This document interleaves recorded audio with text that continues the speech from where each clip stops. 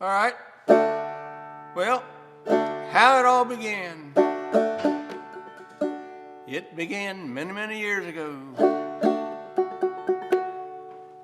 Actually, when I was in college, and I was going to WVU Forestry School, and I was over at Elkins at the Forest Festival. And our forestry school had an exhibit set up there, and we were kind of recruiting and whatnot. And after that, on Sunday, they had the West Virginia Open Banjo and Fiddle Contest. And I'd been messing around with the guitar a little bit, and we had a little jug band of our forestry bunch. So we went over to see the West Virginia Fiddle and Banjo Championships. And we got inside there into the Elkins Armory, and it was all, they did the fiddles first, they did the banjos first, and I heard Foggy Mountain break down I don't know how many times.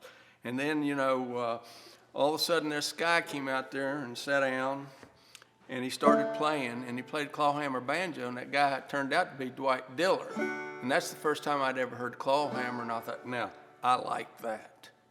And so, long story short, he was at WVU at the same time, and he was working on his master's in horticulture, and I was just lived down the road from where they were, and he was teaching some other people how to play, and I sort of wiggled my way in there playing guitar with them, and then one thing led to another, and then next thing you know, I was playing banjo. But what was good about it was they'd all left Morgantown, so I was the only banjo player up there at the time. So worked out pretty good.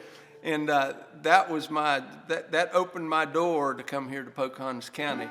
And I would come down and visit with Dwight and some of these other musicians. And that's when I learned or ran in with the Hammondses and, Burl and Sherman and Maggie, and then also Mr. Lee Hammonds. And spent a lot of time with them through the years and heard some of their stories. And it's kind of interesting how they... their take on things. We didn't ever sit down and play in a big group. They would just pick up an instrument and play, and then you'd listen to them, and then they'd give you the instrument and you would play. And here's one that one of the first ones that Sherman's banjo tunes that I played, he called it Groundhog. And I'm thinking this is close to how it was at the time, because that was a long time ago, back in the 70s. I was only like 18 years old at the time. And it's pretty interesting, these guys, maybe they made the tune up, I don't know. But they said this was Sherman's tune, he called it Groundhog.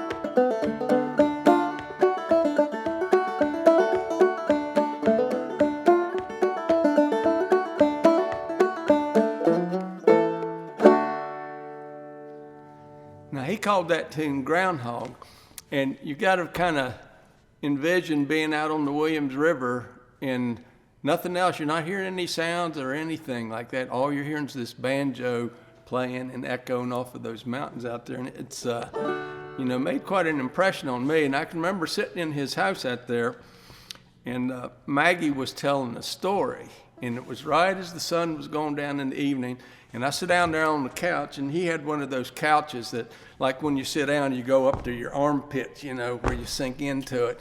And they had just a little old, like 40-watt light bulb hanging in the middle of the room, and the sun was going down, and all I could see was Maggie's silhouette against the sun that was going down by the window.